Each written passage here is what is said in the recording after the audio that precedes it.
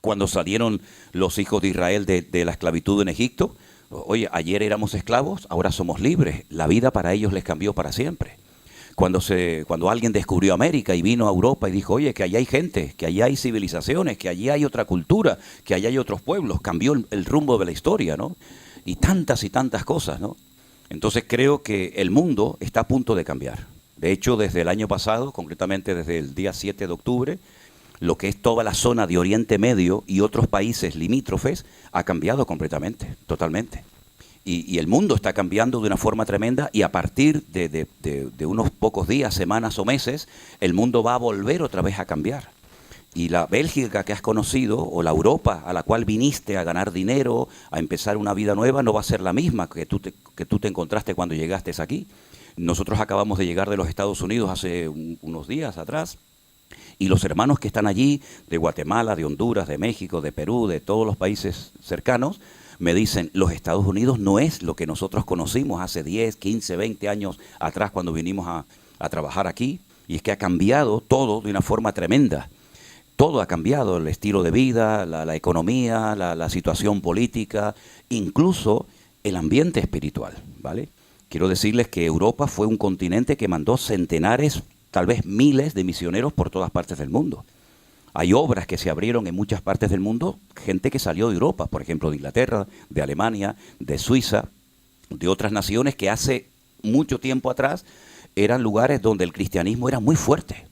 Nunca ha estado tan débil el cristianismo como en esta última etapa de la historia, por ejemplo en Europa.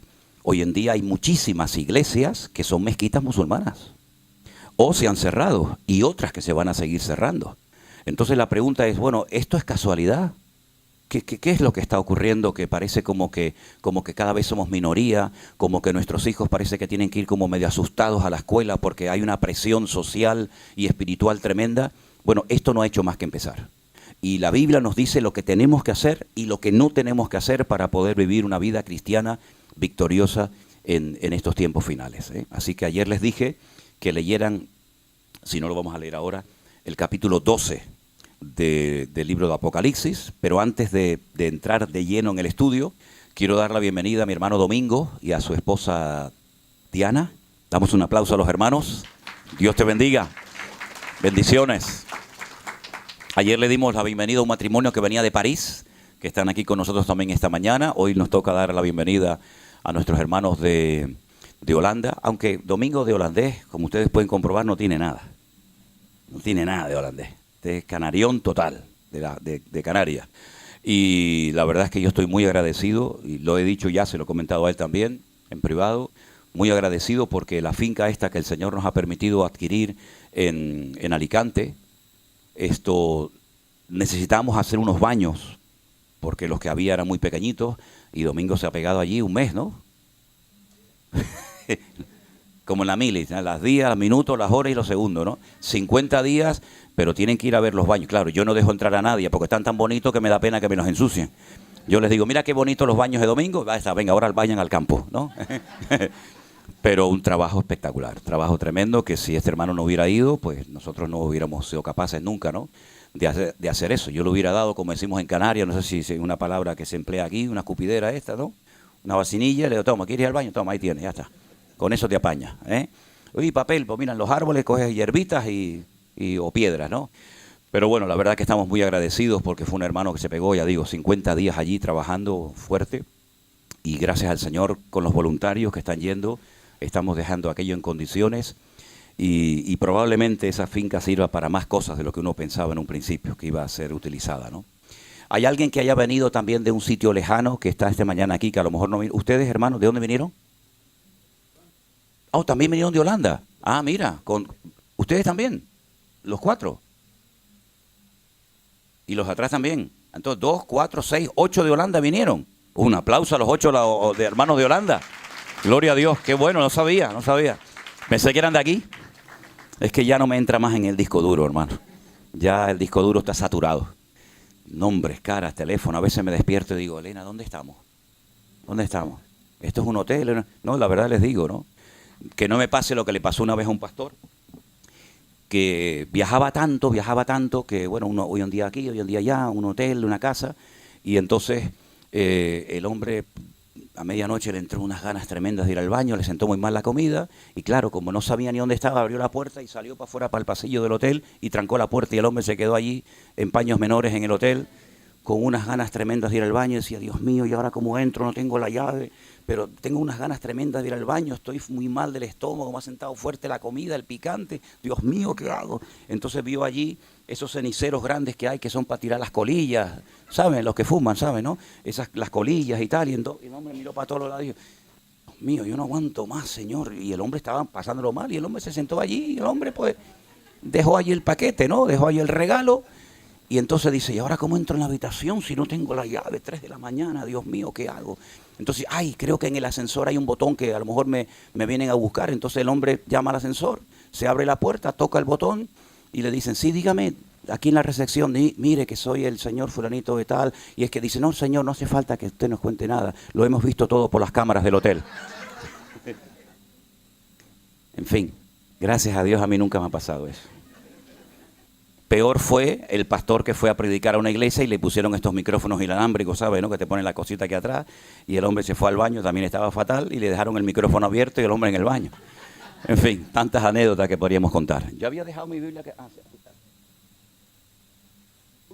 veces la gente me dice, ¿me podría pasar sus apuntes? ¿Me podría dar algún material? Y yo, si quiere, le doy la cabeza porque yo... No uso papeles, no he predicado nunca con anotaciones, todo gracias al Señor lo tengo en la cabeza.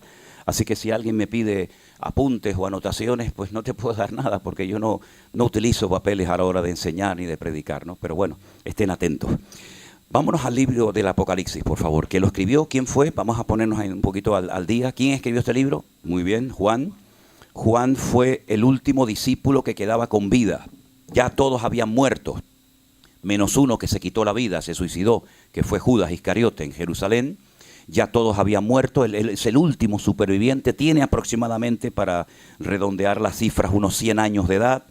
Él está desterrado en la isla de Patmos y la pregunta es, ¿qué hacía un anciano de 100 años en esa isla pedregosa, allí tirado solo? Bueno, es que habían intentado matarlo a Juan en varias ocasiones, pero se ve que el Señor lo tenía protegido de una manera sobrenatural, ¿verdad?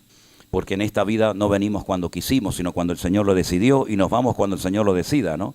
Entonces los romanos dijeron, vamos a mandar a este viejo a la isla de Patmos que se muera allí de hambre, de sed, de frío. Y allí en la isla de Patmos, aparentemente solo, fue cuando el Señor se le presenta.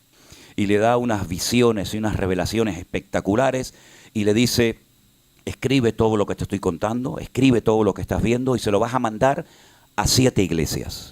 Y la pregunta es, ¿y no había en la época de Juan más de 7 iglesias? Claro que había. Estaba la iglesia de Roma, estaba la iglesia de los colosenses, de los filipenses, de los tesalonicenses. Pero si ustedes ven, Juan le escribe a 7 iglesias, ¿verdad? Que estaban todas en lo que hoy en día sería Turquía, lo que se conoce en la Biblia como Asia Menor. Él vivía en Éfeso, de hecho Juan murió en Éfeso, y le dice, escríbele a Éfeso, a Esmirna, a Tiatira, Pérgamo, Laodicea, etcétera. Y esas 7 iglesias que reciben la información de Juan en el libro de Apocalipsis son en cierto sentido 7 iglesias que representan la trayectoria y el desarrollo del cristianismo a lo largo de la historia. Ya digo, había mucho más iglesias que por supuesto las 7 que reciben el mensaje del Apocalipsis, pero si estudias, si analizas una por una, empezando por Éfeso, que es la primera, hasta la última, que es la iglesia de Laodicea, te vas a dar cuenta que el cristianismo, desde que nació hasta hoy en día, se va pareciendo mucho a las características tanto positivas como negativas de las distintas iglesias del Apocalipsis. Diríamos en cierto sentido que nosotros estamos en la última etapa del cristianismo. Nosotros no sabemos cuánto le queda a este planeta Tierra, pero lo que sí tenemos la seguridad es que los tiempos se están acortando y que cosas que otra generación de creyentes no vieron, nosotros ya hemos comenzado a verlas. Podríamos decir que nos parecemos mucho a la iglesia de la Odisea. La iglesia de la Odisea, ¿cuál era el problema? Bueno, la iglesia de la Odisea tenía un problema gravísimo, yo diría el más grave de todos, y es que perdió la presencia del Señor y no se habían dado cuenta. Dice el Señor, he aquí estoy a la puerta y llamo, si alguno oye mi voz y abre la puerta, entraré a él, cenaré con él y él conmigo. Sin embargo, ellos decían, no tenemos necesidad de nada. Usted entra a cualquier iglesia hoy en día, esta no, porque, en fin, Pero usted entra a cualquier iglesia hoy en día y usted se fija en los detalles y allá adentro hay centenares, tal vez hasta miles y millones de dólares. En instrumentos, en baterías, en cámara, en salones, en moquetas, en sillas, en piano. Y usted dice, madre mía, si se levantaran los cristianos del siglo I, que se reunían en cualquier parte, en una playa, en un campo, en una montaña, y ven cómo son los salones de culto nuestros hoy en día, se caerían de espaldas. Nosotros estuvimos el año pasado en una iglesia de 15,000 miembros en Houston, que vamos a decir que nos prestaron, que después no nos prestaron nada, después nos cobraron hasta el papel higiénico. Y lo digo en serio, hasta el papel higiénico nos cobraron. Y era una iglesia que cuando la gente llegaba al culto, iban unos cochecitos de estos blanquitos de golf a buscar a los miembros para llevarlos al culto. Fíjense cómo tendría que ser el estacionamiento aquel, un aparcamiento gigante. Había un templo gigantesco solamente para los jóvenes, que tú entrabas allí y allí dentro había millones, en cámaras, en instrumentos musicales, tenían una cafetería espectacular, campos de fútbol, canchas de no sé qué, una piscina. Esa era la de los jóvenes, pero luego estaba la de los niños. Y luego estaba la de los adultos, y luego estaba la de los hispanos, porque claro, los hispanos no se podían juntar con los gringos, porque los gringos son los gringos. Los hispanos tenían su propia iglesia, que era una belleza, ¿no? Y allá adentro había millones. Eso es lo que le pasó a la iglesia de la Odisea. Una iglesia rica, materialmente hablando, pero espiritualmente en una decadencia total y absoluta. El Señor, cuando le habla a la iglesia, le dice palabras muy fuertes. Dice, yo a ustedes los voy a vomitar de mi boca. Y cuando una persona vomita, pues sabe que es porque te sientes mal con lo que estás comiendo. Ustedes son pobres, ciegos, desnudos, desventurados, miserables. Es decir, lo que le dice el Señor a la iglesia de la Odisea no tiene nada que ver con lo que ellos pensaban de sí mismos, ¿verdad? Entonces, a esas iglesias, el Señor le dice a Juan que les mande la carta o el libro del Apocalipsis, que la palabra Apocalipsis es una palabra griega que significa revelación. La palabra revelación viene de un acto que se hacía y se sigue haciendo hoy en día, que era cuando no existían libros, lógicamente. Los libros hasta la invención de la imprenta por Gutenberg no existía, eran todo pergaminos, eran lienzos. Y cuando el hecho de abrir un rollo, desenrollarlo para leer el contenido, ese acto de desenrollar se decía revelación o apocalipsis. Entonces el Señor lo que va a hacer es abrir el rollo de la historia y decirle a Juan, escribe lo que has oído y lo que has visto. Y se lo envías a las iglesias que yo te voy a decir, que son las que hemos mencionado, ¿vale? Entonces, el libro del Apocalipsis no es un libro imposible de entender. El Señor no ha escrito un libro en su palabra, no ha inspirado un libro en su palabra para confundirnos, sino todo lo contrario. Para darnos información, para saber cómo tenemos que vivir, cómo tenemos que actuar, qué tenemos que hacer con nuestro tiempo, con nuestra economía, con nuestro ministerio, con nuestra familia, etcétera, etcétera. Así que el libro del Apocalipsis es como el periódico de mañana. Lo que nos cuenta el Apocalipsis es muy interesante porque son cosas que en la mayoría de las veces no han sucedido todavía. Pero el capítulo 12, que es el que vamos a leer en esta mañana nosotros, es un capítulo tremendamente interesante. Parece un capítulo raro porque cuenta cosas del pasado, pero también cuenta cosas del futuro. Y es que en la Biblia hay muchos tipos de profecías. Hay profecías que ya se han cumplido. Hay profecías que son palabras de advertencia para que los que reciben el mensaje, los receptores del mensaje, sepan cómo tienen que actuar ante lo que el Señor les está diciendo. Pero hay otras profecías que las conocemos o las llamamos profecías de doble cumplimiento. Es decir, es como cuando, por ejemplo, vamos a un charco de agua, un lago, un río, y cogemos una piedra y la tiramos. Se produce automáticamente una onda expansiva, ¿sí o no? Esa onda expansiva se va ampliando, ampliando, ampliando. Resulta que tú tiraste la piedra aquí, pero si te fijas, esas ondas que va produciendo ese golpe en el agua, pues llega hasta la otra parte. Eso es lo que ocurre muchas veces. Son profecías de doble cumplimiento. Hay una parte que a lo mejor se ha cumplido, otra parte no se ha cumplido, una parte que fue para una etapa de la historia de nuestros hermanos en Cristo y una etapa que queda por cumplirse en el futuro lejano. Entonces vamos a entrar al libro de Apocalipsis, concretamente al capítulo 12, que es un capítulo muy interesante. El título que aparece arriba, lógicamente, no tiene nada que ver con la inspiración del texto, es un título que simplemente los hombres le han puesto, ¿verdad?, para saber un poquito de qué va el tema, titulado La mujer y el dragón. Muy bien, vamos a ver. Apareció en el cielo una gran señal. Quédense con esa expresión. Una gran señal. Hoy parece que los holandeses se están viniendo todos para acá. Bienvenidos a los hermanos. ¿Usted era el que iba a predicar, hermano? No, porque lo veo tan elegante. Nuestro hermano Miki y su madre, un aplauso a los hermanos. Dios les bendiga. Gracias por estar con nosotros, hermanitos. Bienvenidos. Ok, apareció en el cielo una gran señal. No es una señal cualquiera, es una gran señal. Una mujer vestida del sol, con la luna debajo de sus pies y sobre su cabeza una corona con 12 estrellas. Las características que nos está dando son muy interesantes. No es un hombre, es una mujer, donde aparece el sol, la luna y 12 estrellas. Estando encinta, otro dato interesante, clamaba con dolores de parto en la angustia del alumbramiento. También apareció otra señal en el cielo. Fíjense la diferencia. En el versículo 1 dice una gran señal aparece en el cielo, pero en el versículo 3 dice que aparece otra señal. La importancia no está en esta señal del versículo 3, sino en la gran señal del versículo 1. ¿Se dan cuenta el matiz? Esa señal consistía en que un gran dragón escarlata tenía 7 cabezas y 10 cuernos, y en sus cabezas 7 diademas. Fíjate la diferencia de lo que lleva la mujer: sol, luna y 2 estrellas, y este dragón lleva 7 cabezas, 10 cuernos y una serie de diademas o de adornos. Y su cola arrastraba la tercera parte de las estrellas del cielo. Las arrojó sobre la tierra. Y el dragón, fíjense qué dato tan interesante, se paró frente a la mujer que estaba para dar a luz, a fin de devorar a su hijo tan pronto como naciese. Así que el objetivo de este dragón era doble.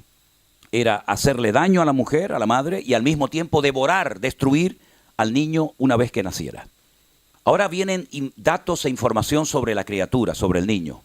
Ella dio a luz a un hijo varón, no una niña, sino un varón, y ese niño regirá, gobernará con vara de hierro, y con total autoridad, a todas las naciones del mundo. Y su hijo fue arrebatado para Dios y para su trono. Vuelve otra vez Juan a hablar de la mujer, versículo 6. La mujer huyó al desierto, donde tiene lugar preparado por Dios. El lugar donde ella huye es un lugar que Dios ha preparado específicamente para ella, para que allí, en ese lugar preparado por Dios, la sustenten, la cuidan, la protejan por 1260 días. 1260 días son 3 años y medio. O 42 meses, como se dice también en otro libro. Después, ya pasamos ahora a otra etapa, hubo una gran batalla en el cielo. Miguel y sus ángeles luchaban contra el dragón. Y luchaban el dragón y sus ángeles, pero no prevalecieron, ni se halló ya lugar para ellos en el cielo. Fue lanzado fuera el gran dragón. Ahora nos da más información sobre el dragón. Dice que el dragón es la serpiente antigua. Y esa serpiente antigua se llama Diablo y Satanás, el cual engaña al mundo entero. Fue arrojado a la tierra y sus ángeles fueron arrojados con él. Entonces oí una gran voz en el cielo que decía: ahora ha venido la salvación, el poder y el reino de nuestro Dios y la autoridad de su Cristo, de su Mesías, porque ha sido lanzado fuera el acusador de nuestros hermanos, el que los acusaba delante de nuestro Dios día y noche. Ellos le han vencido por medio de la sangre del Cordero y de la palabra del testimonio de ellos, y menospreciaron sus vidas hasta la muerte. Por lo cual, alegraos cielos y los que moráis en ellos, ay de los moradores de la tierra y del mar, porque el diablo ha descendido a vosotros con gran ira, sabiendo que tiene poco tiempo. Cuando vio el dragón que había sido arrojado a la tierra, persiguió a la mujer que había dado a luz al hijo varón, y se le dieron a la mujer las 2 alas de la gran águila, para que volase delante de la serpiente al desierto, a su lugar, donde es sustentada por tiempos y la mitad de un tiempo. Es exactamente la misma expresión del versículo 6. 42 meses, 1262 días, 3 años y medio. Es lo mismo, pero con otra terminología. La serpiente arrojó de su boca tras la mujer agua como un río, para que fuese arrastrada por el río. Pero la tierra ayudó a la mujer, pues la tierra abrió su boca y tragó el río que el dragón había echado de su boca. Y ahora viene un dato tremendamente importante. Entonces el dragón se llenó de ira contra la mujer y se fue a hacer guerra contra el resto de la descendencia de ella. ¿Y quiénes son esos? Los que guardan los mandamientos de Dios y tienen el testimonio de Jesucristo. Qué capítulo más raro, ¿verdad? Una mujer que está embarazada, preocupada, le entran los dolores de parto y sabe que si nace el niño hay un dragón, un animal mitológico, que quiere devorar al niño, pero hay un momento en el que ella tiene que huir al desierto. El niño, cuando nace, va a gobernar, va a regir con vara de hierro a todas las naciones de la tierra. Entonces ya el protagonista es el niño, no la mujer. La mujer huye al desierto, a un lugar específico que Dios ha preparado, que Dios ha diseñado para que la cuiden, no durante miles de años, sino un tiempo corto de 3 años y medio, 42 meses o 1260 días. El dragón, viendo que su objetivo principal, que era devorar al niño, no se ha cumplido, pues se llena de ira. Ya está arrojado, ya está fuera de la presencia del Señor. La sangre del Cordero, la sangre de Cristo, la obra de Cristo lo ha derrotado. Entonces dice, bueno, ya que no he podido ni con el niño ni con la mujer, pues me voy a hacer guerra contra los descendientes de la mujer que dice la Biblia que son los que guardan los mandamientos de Dios y tienen el testimonio de Jesucristo. Y uno se queda así diciendo, ¿pero esto qué es? ¿Esto es algo que ya pasó? ¿Esto es algo que va a ocurrir en el futuro? ¿Dónde nos metemos nosotros? ¿Quién es esta mujer? ¿Quién es este niño? ¿Quién es este dragón? Vamos a empezar por el principio. La Biblia dice que este capítulo es una gran señal. Por lo tanto, es como decir, atención, atentos, ojo, esto es muy importante. No es algo para pasar desapercibido. Esto es una gran señal. ¿De acuerdo? Entonces hay que abrir los ojos, abrir el corazón, abrir la mente y decirle al Señor, Señor, muéstrame y explícame qué significa esto. Ahora, dentro del círculo teológico de la Iglesia Católica, como siempre, los católicos meten a la Virgen en todas partes. Siempre la ven por todos lados. Entonces ellos interpretan que la mujer es la madre de Jesús, María. ¿Por qué no puede ser María? Porque dice la Biblia, hay un detalle muy significativo. Aquí sería una tremenda contradicción a los católicos. Que cuando el niño no puede ser devorado, no puede ser destrozado por el dragón, que es Satanás, que es el diablo, se va a hacer guerra contra el resto de la descendencia de ella. Es decir, ya ella tenía otra descendencia. El objetivo era matar sobre todo a ese niño, especialmente a ese niño. Pero habla de que ya tenía descendencia. Y María sabemos que no tenía ninguna descendencia. María fue virgen cuando concibió al Señor Jesucristo. Ella no era madre de un montón de hijos y aparte del Señor Jesucristo. Después probablemente, y la Biblia nos enseña que María tuvo más hijos, pero el primero, el que abrió la matriz. Por eso dice la Biblia que tuvieron que subir sus padres a Jerusalén, porque hay un versículo bíblico que dice que todo varón que abre la matriz de una mujer tiene que ser consagrado solamente al Señor. De hecho, hasta hoy en día hay una celebración que se llama Pidión, que significa que cuando una madre tiene por primera vez un hijo varón, con las hembras no se hace esta ceremonia, pero cuando tienes un hijo varón y es el primero que has tenido, tienes que ir a la sinagoga y tienes que dar un dinero para redimirlo, para comprarlo, ¿verdad? Esto es como un símbolo de lo que Cristo ha hecho por nuestra vida, que nos ha comprado y nos ha redimido, ¿verdad? Entonces, María no tenía descendencia cuando parió al Señor Jesucristo, ¿de acuerdo? Entonces no puede ser María. Hay otras personas que han dicho, entonces la mujer es la iglesia. Tiene que ser la iglesia porque la iglesia en la Biblia siempre es tratada como esposa, como novia, como mujer. No puede ser no puede ser la iglesia por la sencilla razón de que la iglesia no parió a Cristo, sino fue al contrario. Fue Cristo el que, por decirlo de alguna manera, parió y formó y diseñó la iglesia. Entonces, ¿de quién se trata esta mujer? Ahora, si ustedes van a la primera profecía de la Biblia, ¿cuál es la primera profecía de la Escritura? Génesis capítulo 3, verso 15. Vamos a leerlo, por favor. Esa es la primera vez que hay un dato profético de algo que va a ocurrir en el futuro La mujer lo oye, Adán lo oye, Satanás también lo oye. Y esta es la primera profecía de la Biblia. Y dice así, Génesis 3, versículo 15. Si quieren arrancamos desde el 14. Jehová Dios le dijo a la serpiente, escuchen, le está hablando Dios al enemigo, al diablo. Por cuanto hiciste esto, maldita serás entre todas las bestias y entre todos los animales del campo. Sobre tu pecho andarás y polvo comerás todos los días de tu vida.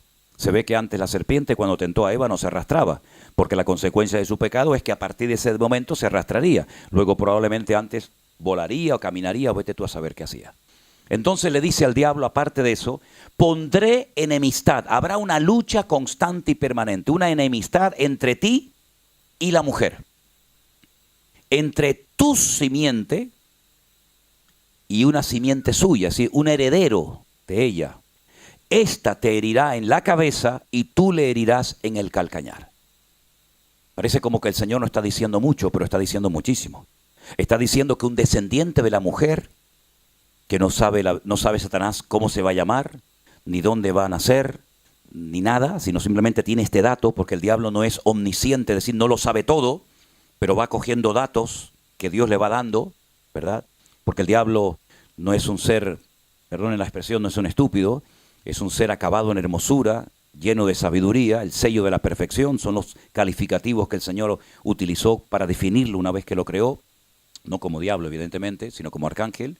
Por lo tanto, el diablo sabe perfectamente, porque Dios se lo ha dicho, que él va a poder herir en el calcañar, en el tobillo, en los tobillos, la parte más baja del cuerpo, él va a poder herir a un descendiente de una mujer, pero que al mismo tiempo a ese que él va a poder herir, él va a ser herido en la cabeza. Claro, Satanás dice, bueno, ¿y de quién se trata? Ahora nacen dos hijos, hay dos, está Caín y está Abel. Si yo le pongo en el corazón a Caín, que es un desobediente, que es un rebelde, que hace las cosas a su manera, creyendo que de esa forma se puede agradar a Dios, si yo le pongo en el corazón a su hermano que mate al que Dios le ha bendecido, al que Dios le ha hablado, ya me quedo con un 50%. La Biblia dice que Caín engañó a su hermano, salgamos al campo y estando en el campo se levantó contra él y lo mató. Pero sin embargo, al poco tiempo se da cuenta de que Caín es maldecido por Dios. Maldito será el que persiga a Caín, el que mate a Caín, le pone una señal en la frente. Por lo tanto, Satanás sabe que Caín no puede ser el que le va a herir a él en la cabeza. Y si leemos todo el Antiguo Testamento, nos vamos a dar cuenta que es la continua persecución, el continuo ensañamiento por parte del diablo de tratar de impedir por todos los medios que ese niño nazca. Lo intentó en Egipto, lo intentó en el cautiverio babilónico, lo intentó de muchas formas y maneras, tratando de impedir, tratando de obstaculizar que ese niño nazca. De hecho, al poco tiempo de nacer el Señor Jesucristo, que ese era el descendiente de la tribu de Judá, ese era el futuro Mesías, la Biblia dice que nuevamente vuelve a poner Satanás en el corazón del rey Herodes, que era el que gobernaba Judea en aquella época, que vuelva a matar a todos los niños. Y para que no se le escape ninguno, pone la edad de 2 años para abajo. Porque cuando los magos llegaron de Oriente, no vieron un niño recién nacido, como los pastores. Cuando los magos llegaron de Oriente, no vieron, repito, a un niño recién nacido, sino vieron a un niño ya grandecito. Ya no estaba en un pesebre, ya no estaba en una azucá, ya estaba en una casa. ¿De acuerdo? A veces lo juntamos todo y ahí está la burrita, el burrito, José, María, los magos, los pastores. Y eso es un rollo que no tiene absolutamente nada que ver con la cruda realidad. Ahora, Satanás no fue capaz de impedir el nacimiento del Señor Jesucristo. Ni siquiera fue capaz de obligarlo o de presionarlo para que bajara de la cruz. Si eres el Hijo de Dios, baja y demuéstranos a todos que eres poderoso, ¿verdad? Satanás sabe perfectamente que fue derrotado y fue vencido por el sacrificio de Cristo en la cruz. Que aunque él logró clavarlo y herirle en el calcañar y también, por supuesto, en las manos, en el costado y en la cabeza, él sabe que ese día, aunque no se vio, él sabe perfectamente que ese fue el fin de su vida o de su poder o de su influencia en el mundo.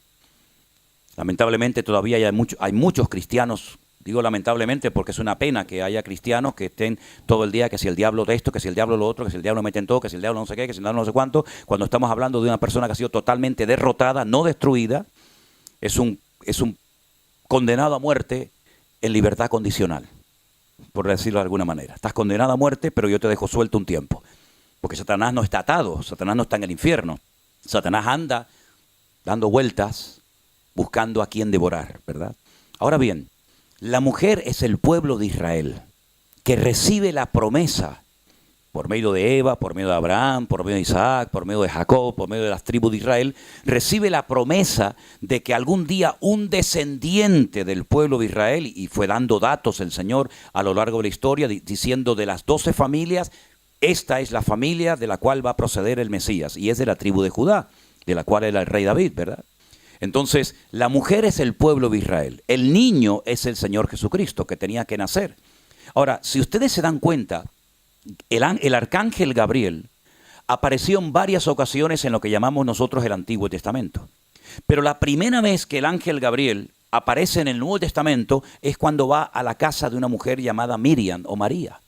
Y le dice 7 cosas que van a suceder con ese niño. Una de las cosas que le dice es que reinará sobre la casa de Jacob y su reino no tendrá fin. Será un rey eterno. No como los reyes de Judá o de Israel que reinaban un tiempo y morían, sino que ese niño algún día gobernará sobre todas las naciones de la tierra y sobre la casa de Jacob para siempre, y su reino no tendrá fin. De las 7 profecías que ustedes las pueden leer en Lucas, en el anuncio del nacimiento del Señor Jesucristo, de las 7, 4 ya se han cumplido. Eso se lo dejo como tarea. 3 no se han cumplido y tienen que ver con los últimos tiempos. El Señor cuando vino no reinó sobre la casa de Israel. De hecho, el día mismo de la ascensión, sus discípulos se le acercaron al maestro y le dijeron: Señor, tú vas a restaurar el reino. Si hay un reino, tiene que haber un rey. Si hay un reino, tiene que haber un sistema monárquico. Tú vas a restaurar el reino en este tiempo. Y se les dijo: no os toca a vosotros saber las sazones que el Padre puso en su sola potestad. Él no vino como rey triunfante y glorioso, sino viene como siervo sufriente, según lo que había dicho Isaías 53, ¿verdad? Que sería llevado como oveja al matadero, etcétera, etcétera. Pero la Biblia habla de 2 venidas. Si usted solamente tuviera el Antiguo Testamento, imagínense por un instante que no tuviéramos Nuevo Testamento, como es la Biblia de los judíos, que no tienen Mateo, Marcos, Lucas, Juan, sino solamente tienen el Antiguo Testamento. Usted podría llegar rápidamente a la conclusión de que el Mesías tendría que venir 2 veces, una vez para morir y otra vez para reinar. Lamentablemente los judíos pensaban que cuando viniera el Mesías iba a venir a reinar, y confundieron la segunda venida con la primera venida.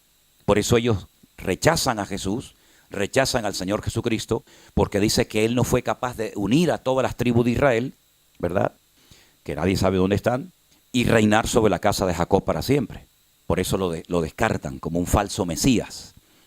Pero sin embargo la Biblia nos habla de que Él tendría que venir primeramente a morir, a redimirnos, porque la sangre de los toros y de los machos cabríos no perdonan nuestros pecados. Usted puede matar 20,000 vacas, ovejas, carneros, lo que quiera, pero la mancha de su pecado siempre quedará en usted.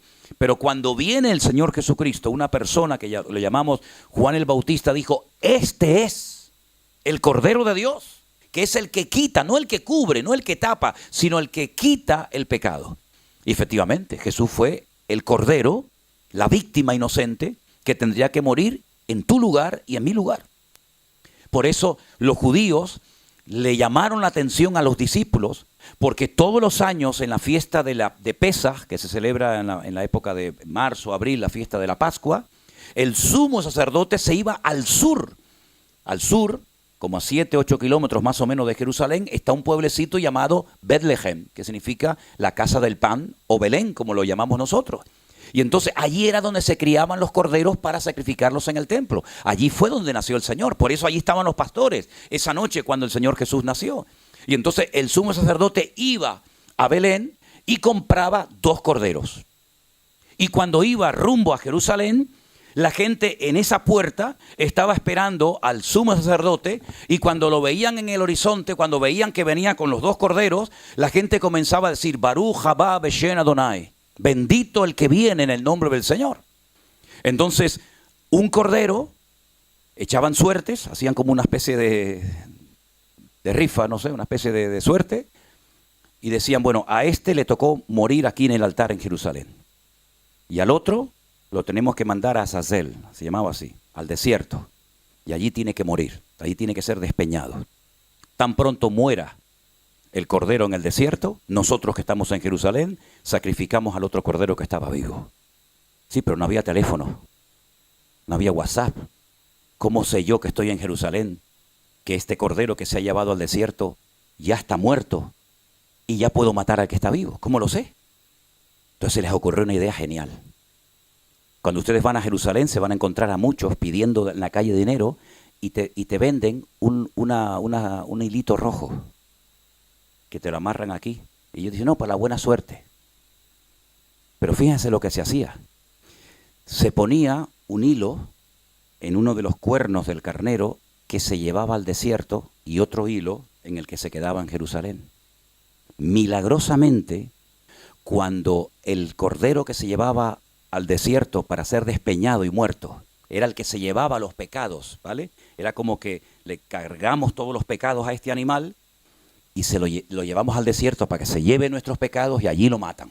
Cuando ese cordero era muerto en el desierto, el hilito blanco que tenía el cordero que se había quedado en Jerusalén cambiaba de color y se ponía rojo.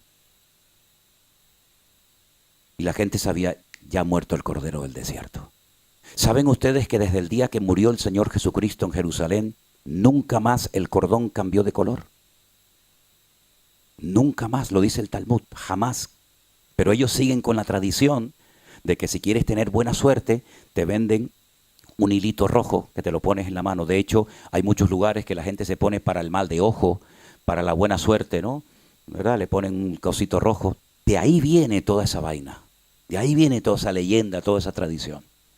Entonces, cuando el sumo sacerdote venía con los dos corderos y la gente salía a recibirlo, pues ya sabían que venía. Entonces lo tenían una semana examinando a ver si era correcto, si no era correcto, si tenía un defecto, si era cojo, si era ciego, si no sé qué, si no sé cuánto. Y entonces lo examinaban y era apto para el sacrificio. Pero resulta que ese día la gente no salió a la puerta a recibir al sumo sacerdote que venía con los corderos, sino se fueron a la otra puerta, se fueron a la puerta del este.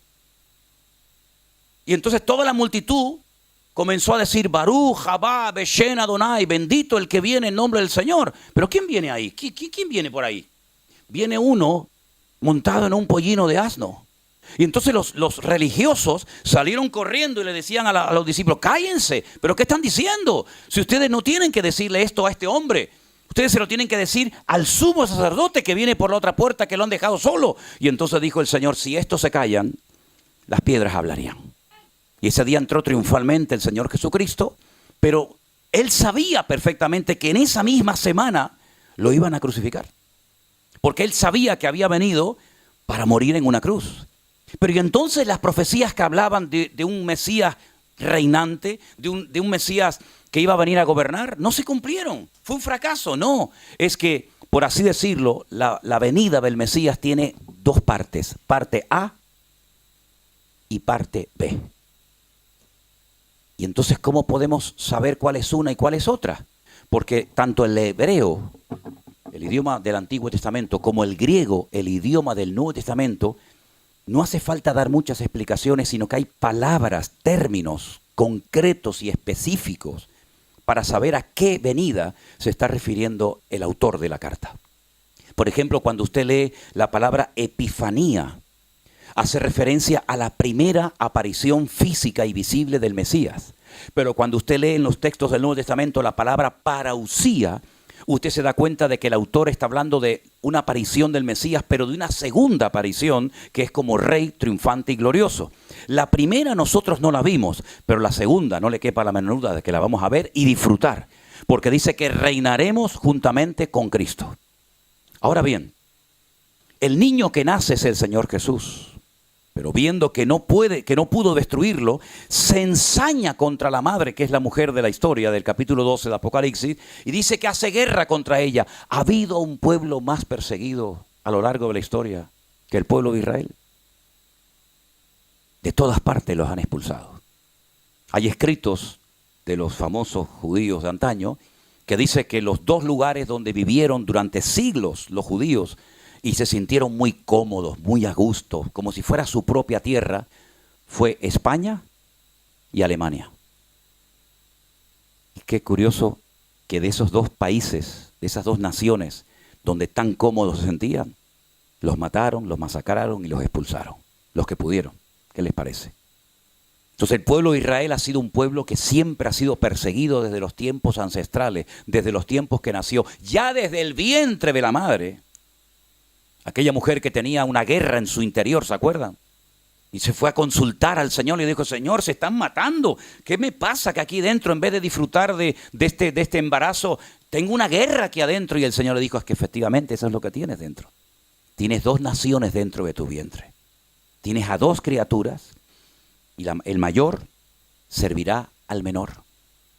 Y serán diferentes por fuera y por dentro. Tú veías por fuera a Jacob y veías a Esaú y no parecían hermanos gemelos. Uno era peludo como un oso. El otro era lampiño, el otro era un salvaje, como dice el hebreo, era un pere Adán, era un salvaje hombre, era un cazador, era un hombre violento, un hombre agresivo, estará contra todos y todos contra él, y el otro era tranquilo, pacífico, más calculador, más de cabeza, el otro era todo visceral, ¿no? Y la Biblia dice que Esaú quiso matar a su hermano. Sin embargo, se cumplió lo que dijo la palabra de Dios, que el mayor, el primero, porque el primero en hebreo es el Bejor. La palabra primogénito en hebreo es Bejor. Y la palabra Bejor viene de la palabra Berajá, que significa bendición. El primogénito se llevaba 3/4 partes de la bendición, de la herencia del padre. Y al pequeño se le daba pues lo que quedaba, ¿no? Si es que quedaba algo. Pero el Señor ya había dicho, el Señor ya se había decantado por el menor. Porque en hebreo, en el judaísmo hay la siguiente costumbre. Imagínense que este es el vientre de la mujer. Si cogemos una piedra y la metemos, va al fondo de la botella, ¿sí o no? Y si cogemos otra piedra, llega y se posa sobre la piedra que está al final. La primera que entró, sale la última. Y la última, sale la primera. Eso es como ellos explican un parto de gemelos. El primero que entró en el judaísmo es el primogénito. El segundo tiene que servir al primero. Aunque entró primero, sale el segundo. Es decir, el Señor sabía perfectamente que Jacob tenía que ser el heredero, por eso le cambia el nombre y le dice, el nombre que tus padres te pusieron va en consonancia a tu carácter. Por eso la palabra Jacob, la primera letra es un gancho, porque él enganchó con su manita a su hermano. Y para recordar que él fue el que le agarró al calcañar a su hermano, le pusieron una letra que es como un gancho, que se llama la letra Yod, en la primera letra, Jacob. Pero cuando él tiene un encuentro con el Señor le cambia el nombre.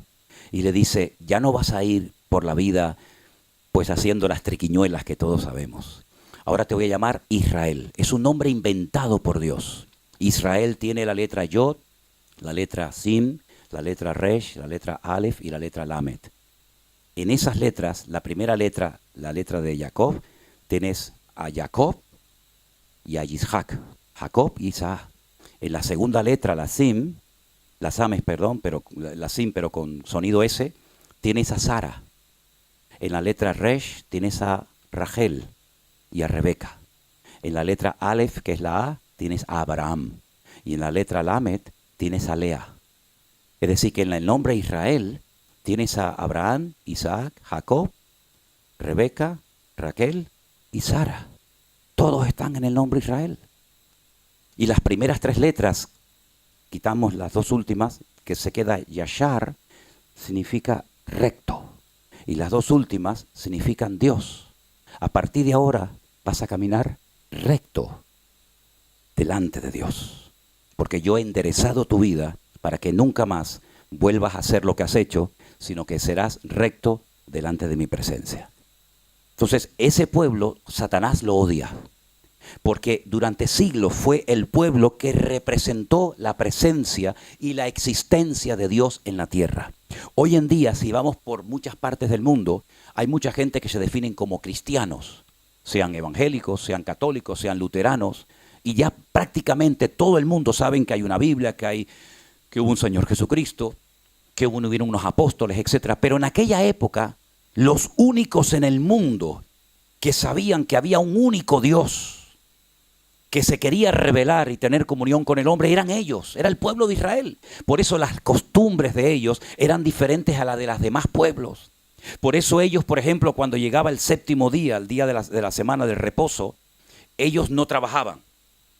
Ni ellos, ni los animales, ni los esclavos, ni nadie que viviera entre ellos. Y claro, los miraban y decían, pero ¿cómo no trabajan ustedes? ¿Por qué se paran todos en el día del reposo? Dice, porque Dios creó todo lo que vemos en 6 días y el séptimo día reposó. Es decir, es como una enseñanza objetiva de que nosotros creemos en un Dios creador, diseñador del universo.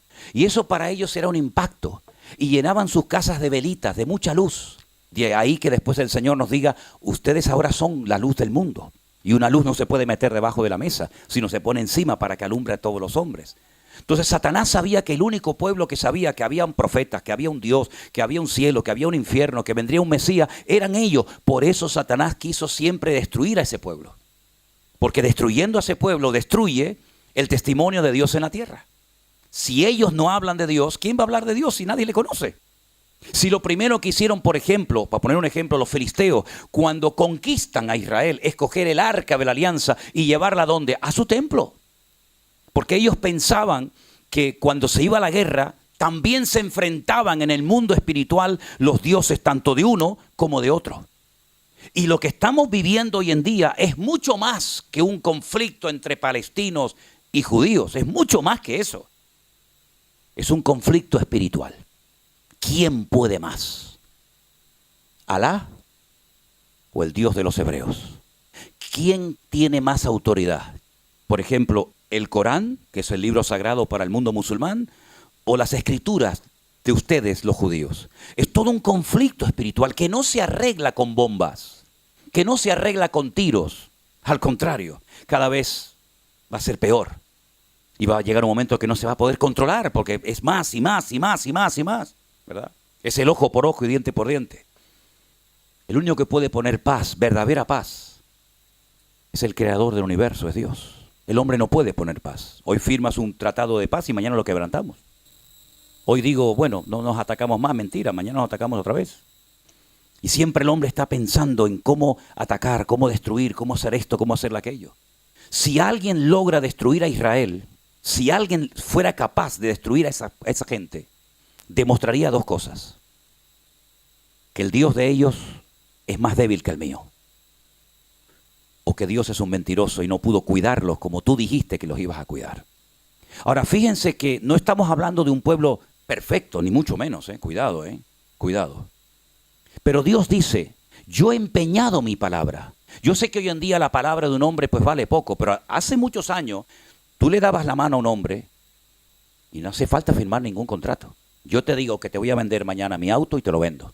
Ya me pueden venir hoy 50 personas a ofrecerme millones. Yo he empeñado mi palabra y te he dicho a ti que mañana te vendo mi auto. Eso era durante mucho tiempo. La palabra de un hombre, como decían los católicos, iba a misa, ¿no? Tenía un peso. Lamentablemente hoy en día la palabra cada vez vale menos. Pero la palabra de Dios es poderosa, es fiel. Y Dios dio su palabra de que protegería a ese pueblo no por ser los mejores, sino por ser los peores. Es decir, Dios toma lo que nadie quiere. Generalmente cuando tú vas a un lugar, escoges los mejores productos. Dentro de tus posibilidades, ¿sí o no? Si tú tienes posibilidad de comprarte un buen carro, en buen estado, sería una locura comprarte un carro que sabes que se te va a romper mañana. Que está viejo, que no sirve para nada. Que tiene las piezas desgastadas por el uso. Eso es lo que hace Dios. Lo hace al revés de lo que nosotros haríamos. Coge lo que nadie quiere. ¿Dónde vivía esta gente antes de ser un pueblo? En Egipto. ¿Qué eran? Esclavos. ¿Quién quiere comprar esclavos? Los reyes se rodeaban de las mujeres más hermosas, de los jóvenes más sabios, más cultos. Y Dios resulta que se va a Egipto y compra y redime a un pueblo que están como esclavos, que no tienen futuro, no tienen patria, no tienen nada.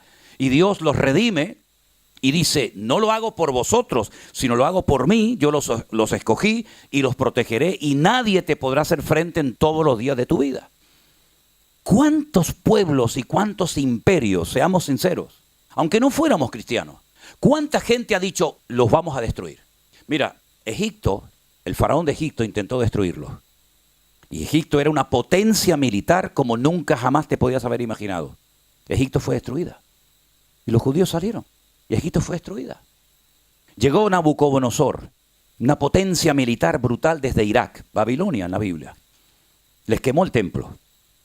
Mató y violó a mujeres. Se los llevó 70 años a Babilonia. Les cambió el nombre a todos los judíos para que no se acordaran del nombre de Dios. Les enseñó otro idioma, el arameo. Les cambió las culturas, les cambió las formas como comían. No los logró destruir. ¿Qué quedó de Babilonia? Nada. Ellos salieron, reconstruyeron su país. Llegaron los medos persas. Los persas son los iraníes y los medos son los kurdos. Durante siglos conquistaron a los judíos. Hicieron un daño terrible. ¿Dónde están los kurdos y los persas? Nada, el pueblo de Israel sigue estando ahí. Llegaron los griegos con Alejandro Magno, un imperio militar brutal. Llegaron a Jerusalén y el templo lo convirtieron en un gimnasio. Pusieron la estatua de Júpiter. Antíoco Epifanes, uno de los descendientes de los generales de Alejandro Magno, pues cogió un cerdo, lo sacrificó, lo llevó allí al Arca de la Alianza, profanó el lugar santísimo. Un desastre. ¿Dónde está el imperio griego? No existe. Llegaron los romanos, el imperio más largo de la historia, casi 1000 años. Casi 1000 años. Destruyen Jerusalén, le cambian el nombre, no se va a llamar Jerusalén, esto se llama Aelia Capitolina. ¿Cómo se llama este país? Eretz Israel, la tierra de Israel. A partir de ahora se va a llamar Palestina o Filistea, tierra de los filisteos.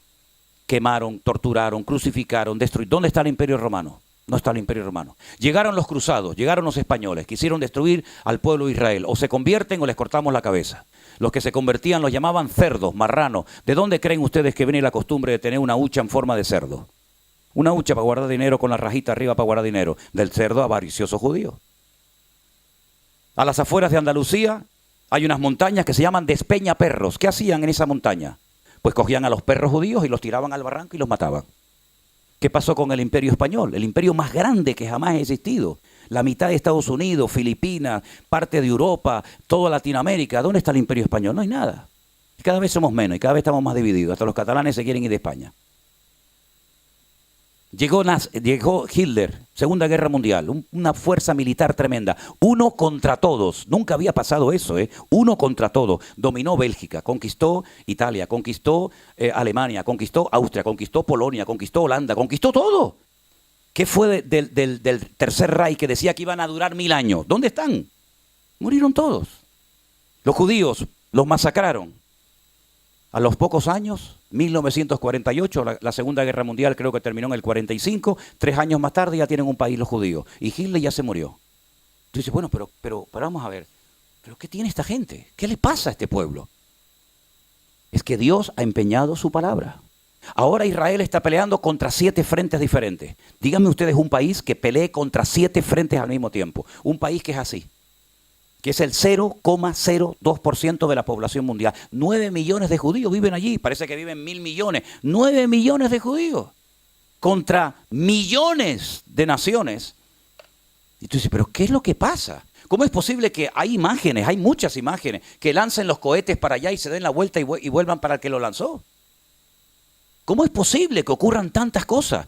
En la Guerra de los 6 días, 1967. Suben los poquitos tanques de guerra a los altos del Golán. Cuando llegan arriba se encuentran centenares y centenares de carros de combate de los sirios, armados hasta los dientes, material ruso tremendamente sofisticado. Están subiendo los 4 tanques viejos de la Segunda Guerra Mundial que habían recuperado los judíos, y cuando llegan arriba a los altos del Golán se ven todo el valle lleno de centenares y centenares de carros de combate. Este es el fin, ya no hay ninguna escapatoria, de aquí no salimos. De repente comienzan y hay imágenes. Comienzan a abrir las tapas de los tanques de combate, los sirios, con todo el material dentro, armados con cohetes, con misiles, con todo, lo dejan encendido y salen corriendo. Y dicen, pero ¿por qué se van? ¿Por qué se van? ¿Por qué no nos disparan? Años más tarde, generales sirios dijeron, pero ¿cómo no íbamos a huir? Si cuando ustedes subían los altos del Golán iba una mano gigante así, protegiéndolos y cuidándolos. Los franceses llegaron en una de las famosas guerras que hubo con Gaza, no esta, sino otras. Y dijeron, pero ¿cómo son tan malos ustedes que cogen un bazooka y apuntan para allá? Ahí está el edificio, ahí viven 500 personas. Lanzan para allá y sale para allá el cohete. ¿Por qué no apuntan bien? Y ellos dijeron, porque el Dios de ellos pelea contra nosotros. Cosas increíbles, increíbles. O esto es verdad lo que dice la Biblia, o alguien nos está mintiendo y tomando el pelo. Entonces, queridos hermanos, esta mujer es el pueblo de Israel que ha sido y seguirá siendo perseguido. Y les voy a decir algo, y esto no ha hecho más que empezar. Porque ahora están peleando con 7 frentes diferentes, con los hutíes en el sur, con Hamas en el oeste, con los Hezbollah en el norte, con Irak, con Irán. Pero va a llegar un momento que todas las naciones de la tierra, escúchenlo bien, todas las naciones de la tierra atacarán a Israel, todas. Y los que van a capitanear, los que van a dirigir este ataque brutal contra Israel, van a ser nada más y nada menos que, como dice la Biblia, en los tiempos de la Biblia se llamaba Gog, Magog, Mesed y Tubal, que son las naciones de Rusia y todos los satélites que giran en torno a ellos.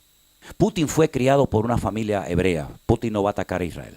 Además han llegado a un acuerdo donde han dicho que si Israel no le vende a Ucrania la cúpula de hierro, la Kipá Barcel, que es la que protege de los ataques de misiles, él se compromete a no atacar a Israel. Yo no le creo nada a este caballero, pero él fue criado por una familia judía. Él sabe hablar hebreo perfectamente. Su familia era muy pobre, los dejaban abandonados a los niños y entonces los judíos llegaban y lo criaron a él y a sus hermanitos. Y él sabe mucho de la Biblia, sobre todo de las profecías del Antiguo Testamento. Y él sabe que hay una profecía que habla de que el oso del norte, que es Rusia, atacará a Israel. Y eso es lo que dice la Biblia, que las naciones, sobre todo el ataque fuerte de Israel, vendrá del norte. En este momento todas las ciudades del norte están totalmente, de la Alta Galilea, todas están totalmente vacías, todas. Hace unos días hablamos con un matrimonio, unos amigos nuestros, hermanos en Cristo, en la ciudad de Tiberias, y dicen, estamos viendo todos los días caer los misiles dentro del lago de Tiberias. Lo estamos viendo todos los días. Misiles por la mañana, misiles por la tarde, misiles por la noche, algo tremendo. Pero la Biblia dice que en los últimos tiempos habrá una guerra tremenda, una guerra mundial. Algunos dicen, ¿y habrá realmente una tercera guerra mundial? Es que ya estamos en el inicio de una guerra mundial. Cuenten ustedes cuántas naciones están involucradas en este lío. Cuenten ustedes cuántas naciones hay. Si esto no es una tercera guerra mundial camuflada, entonces ¿qué cosa es esto? Ahora, lo curioso de esto es que ahora todos están contra uno. Hace 70 años era uno contra todos. Hoy en día la tortilla se ha dado la vuelta. Hoy en día son todos contra uno, incluido, por ejemplo, España, ¿no? Y Francia y otros países. Va a llegar el momento en el que Israel se va a ver con la soga al cuello. Y en un valle, como dije ayer, que se llama el Valle de Meguido, se va a llevar a cabo una batalla tremenda que ya tiene nombre, la batalla de Armagedón, donde Napoleón estuvo en una ocasión y dijo que este es el valle perfecto para llevar a cabo una gran batalla. Allí se va a llevar a cabo una batalla tremenda y dice la Biblia que cuando termine la guerra, y ahora vamos a leer algunos datos interesantes sobre esa batalla, dice que estarán 7 meses enterrando muertos todos los días. 7 meses enterrando muertos, haciendo fosas comunes gigantescas, y dice que habrá tanta matanza que la sangre llegará a los frenos de los caballos. 7 años estarán quemando y destruyendo el material bélico que se utilizó en esta guerra. Por supuesto se va a utilizar armas nucleares, armas bacteriológicas, armas químicas de destrucción masiva, por supuesto, claro que sí. Y dice la Biblia que las tropas llegarán hasta el Monte de los Olivos. Cuando llegas al Monte de los Olivos, ahí tienes Jerusalén, la tienes delante de tus narices. Es simplemente bajar un poquito y ya tienes Jerusalén. Y dice que allí muere el líder que llamamos vulgarmente el anticristo. Allí muere y allí será sepultado. Es interesante notar que todo se está dando de una manera tan espectacular que nosotros no vamos a pasar desapercibidos y no nos va a pasar nada. Ya sé que tal vez algunos de ustedes, en su teología, de su denominación, les enseñaron que cuando las cosas comiencen a ponerse muy complicadas y muy difíciles, el Señor nos iba a arrebatar y nos iba a llevar a su presencia. Eso no se puede demostrar bíblicamente. Y sé lo que digo, Y llevo 44 años hablando de la Biblia. Así que si alguien me puede demostrar con la Biblia que la iglesia en el momento más crucial de la historia no iba a estar, yo les desafío a que me lo diga. Solamente hay 2 versículos. Te lo digo porque yo me crié y nací en una denominación que nos dijeron que cuando las cosas se pongan muy, muy complicadas, los que se quedan sufriendo en la tierra son los judíos. Nosotros nos vamos. Y después de 7 años venimos y nos íbamos a las bodas del Cordero. Vale. Y el versículo que te decían era, Dios no nos ha puesto para ira, sino para alcanzar salvación. Y cuando uno de estos maestros que enseñaba esta postura, que la inventó un cura, esto no es una teología evangélica, esto es un invento de un cura que hace 150 años dijo, estudiando por su cuenta las profecías del Antiguo Testamento, sobre todo las de Daniel y Ezequiel, que la iglesia apostólica, romana, católica no pasaría por ninguna etapa de juicio, de ira o de tribulación. Y Scofield fue el que introdujo sus comentarios en una Biblia que se conoce hoy en día como la Biblia de Scofield. Pero en ningún momento, a lo largo de 2000 años, los cristianos creyeron que cuando las cosas se pongan difíciles, los cristianos no vamos a estar en el mundo. Es más, si hay una característica que identifica el verdadero cristianismo, es que siempre ha habido mártires, siempre ha habido crucifixiones, siempre ha habido quemados, siempre ha habido tortura dentro del mundo evangélico. Y como dije anoche, es muy fácil vivir en Holanda. Es muy fácil vivir en Canarias debajo de una cocotera tomando el sol. Es muy fácil ser cristiano en Bélgica o donde sea, pero vete a vivir tu cristianismo a Corea del Norte. Vete si te atreves a pasear con una Biblia por las calles de Teherán, en Irán. Es decir, el cristianismo que nuestros hermanos están viviendo en este momento, en otras partes del mundo, es completamente diferente al nuestro. Por ejemplo, ahora mismo, en Alicante, en nuestra finca allí, tenemos un matrimonio que vino de la China a ayudarnos en la finca. Y yo le pregunté cómo estaba la situación espiritual, cómo estaba la obra en China, y me dijo, bueno, tenemos mucho control, muchas restricciones, siempre hay gente del gobierno viendo lo que el pastor predica, lo que se enseña, y nos controlan. Y una de las cosas que le han prohibido a la iglesia en China es justamente hablar de este tema que yo estoy hablando esta mañana. No se puede leer ni hablar del Apocalipsis en las iglesias. Digo, no me diga, dice, en las casas, si te atreves a hacerlo, lo haces. Pero la gente vive atemorizada porque en el momento en que hablas del Apocalipsis, 2 o 3 personas del partido te pueden llevar preso y desapareces y nunca más apareces. ¿Qué te parece? Cómo el enemigo se está encargando de crear una gran mentira, ¿verdad?, para que los cristianos sean ignorantes cuando nunca antes en la historia hemos tenido tanta necesidad de conocer las Sagradas Escrituras como hasta ahora. Ahora, el capítulo que hemos leído nos habla de una persecución a una mujer embarazada, que es Israel, de un ataque contra un niño que será y fue el Señor Jesucristo, pero no contento con eso, la Biblia dice que cuando ve que la mujer se le escapa y huye al desierto, a un lugar preparado por el Señor para que la cuiden durante 1260 días o 3 años y medio, el diablo no dice, bueno, pues nada, perdí, ahora me quedo tranquilo. No. Dice en el versículo 17, y lo vuelvo a leer, entonces el dragón, que es el diablo, Satanás, se llenó de ira contra la mujer y se fue a hacer guerra contra el resto de la descendencia de ella. Y si alguien se pregunta en esta mañana, ¿y esta gente quiénes son? Te lo dice aquí. Los que guardan los mandamientos o la palabra del Señor y los que tienen el testimonio de Jesucristo. ¿Somos o no somos nosotros testigos del Señor Jesucristo? Si alguien te para por las calles en esta mañana y te pregunta, ¿tú eres cristiano? ¿Tú sigues a Jesucristo? ¿Cuál es tu respuesta? Sí, pues entonces aquí estás tú. Este eres tú, los que guardamos el testimonio de Jesucristo, los que todavía nos atrevemos a hablar de estas cosas en público, los que todavía estamos de pie y decimos, sí, yo soy cristiano, ¿qué problema hay? ¿Qué problema hay que yo sea cristiano y quiera seguir las enseñanzas y el testimonio del Señor Jesucristo? Pues dice la Biblia que no solamente se atrevió a perseguir al niño y a la mujer, que era Israel, sino que va a hacer guerra contra los que dicen que siguen las enseñanzas y el testimonio del Señor Jesucristo. Y ahí entramos tú y yo. Tenemos en este momento más de 66 millones de personas que practican otra religión en Europa. Y una de las normas o una de las costumbres que tienen es impedir que personas que no siguen sus enseñanzas, sus doctrinas, pues lo puedan hacer con toda libertad. Un verdadero musulmán, no uno de estos de pacotilla, un verdadero musulmán tiene que hacer todo lo posible para que el Islam se extienda por todas las naciones de la tierra y que el cristianismo no siga extendiéndose. Así de claro. Porque el cristianismo hizo guerra contra el Islam. No nos olvidemos de eso. ¿Qué hicieron los cruzados durante siglos? Ir a lo que era en aquel momento Palestina, a recuperar la Tierra Santa y los lugares santos, como por ejemplo el Santo Sepulcro y otros, para que los cristianos pudieran ir de Occidente a Oriente, a los lugares más bíblicos de la tierra. En la mentalidad católica, Los 3 lugares más sagrados del mundo son los siguientes. Primero, Jerusalén. Segundo, el Vaticano.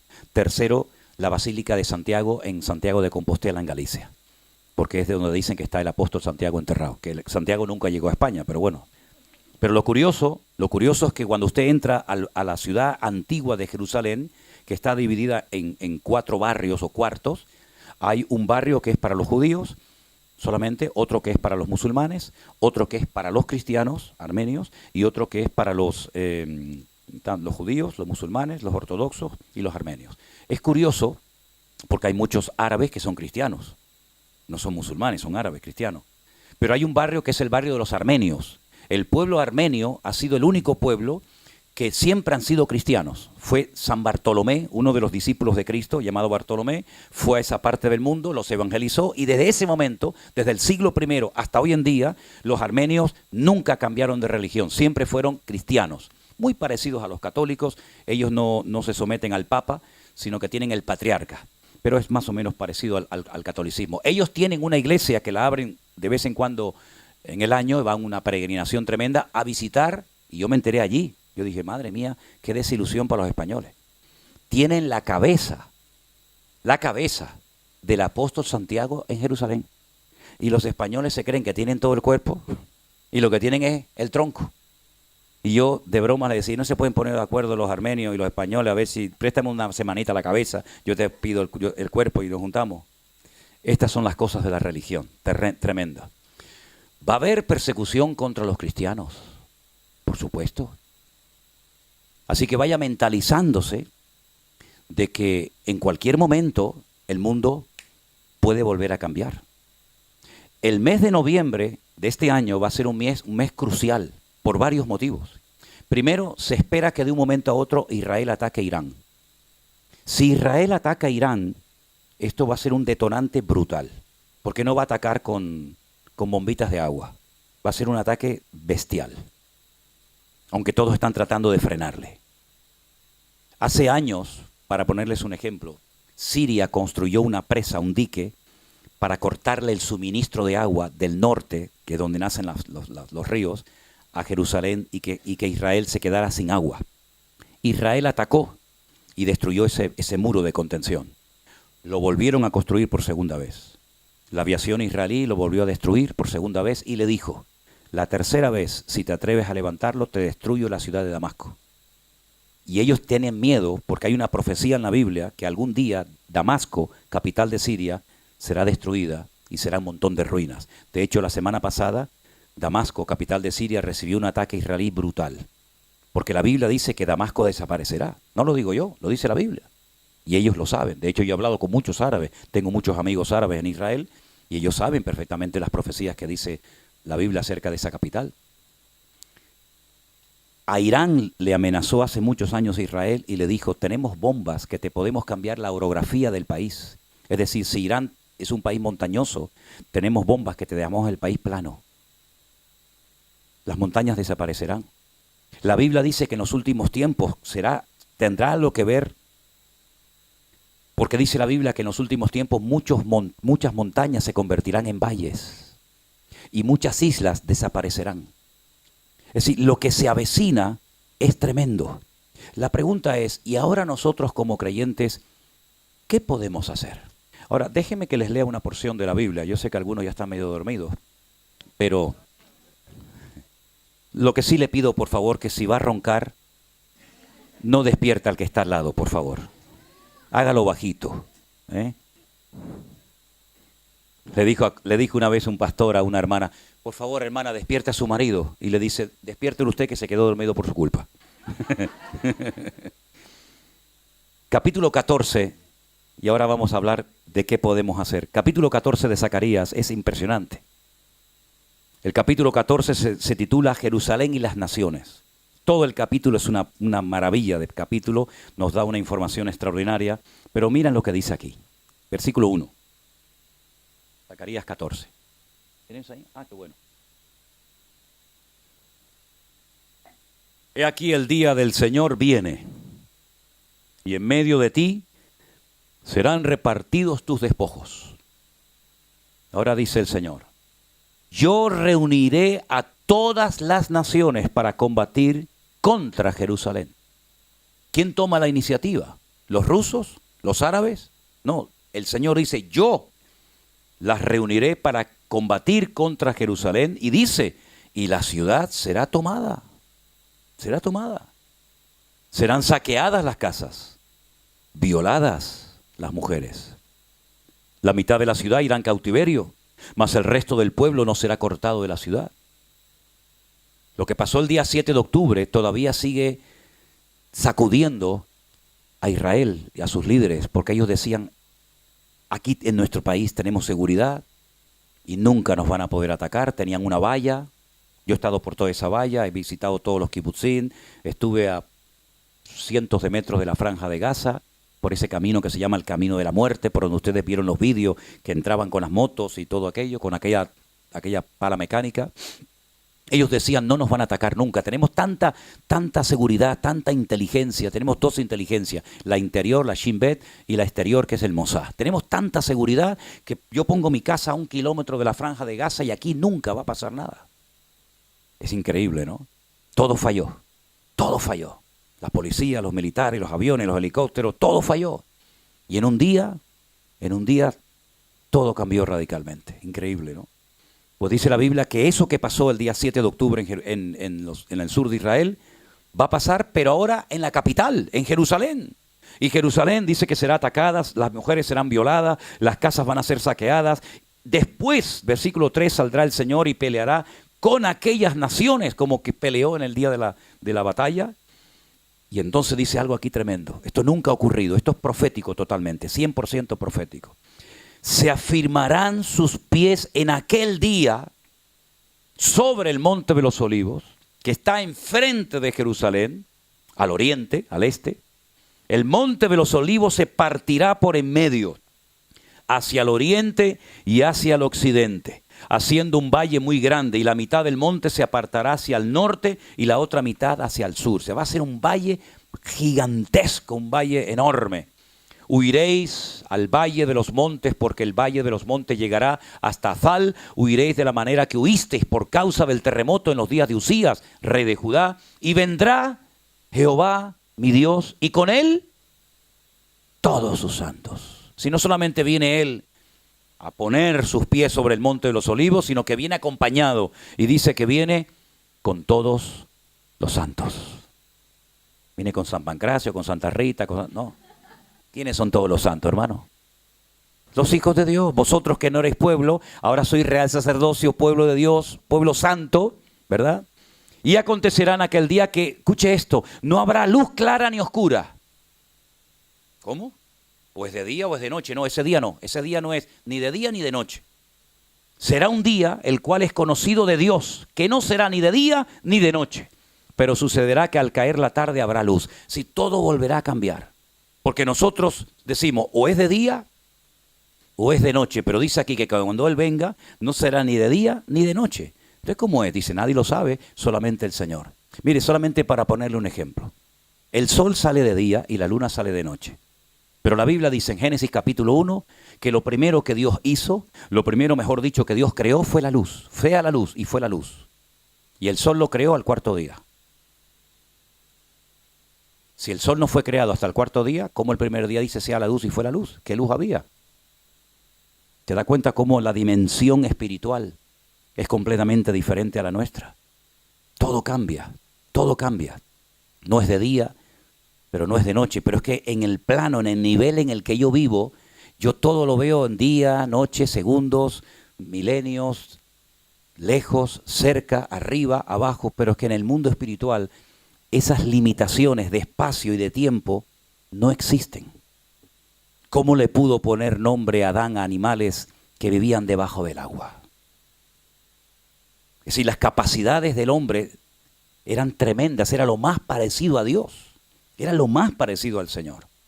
Por lo tanto, cuando dice aquí que no será de día ni de noche, no lo podemos entender porque nuestra vida ahora mismo está limitada por el espacio y por el tiempo, pero ese día todo cambiará. Acontecerá, versículo 8, que en aquel día saldrán de Jerusalén aguas vivas, la mitad de ellas hacia el mar oriental y la otra mitad hacia el mar occidental, en verano y en invierno.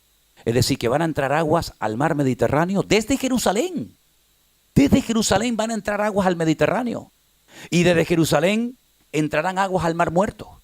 Y por eso dice la Biblia que cuando esas aguas que están por abajo de Jerusalén, y ya saben dónde están, entren al mar Muerto, dice Ezequiel que van a haber miles y miles de peces y dejará de ser un mar muerto y volverá a recobrar la vida, porque ha venido el autor de la vida a la tierra.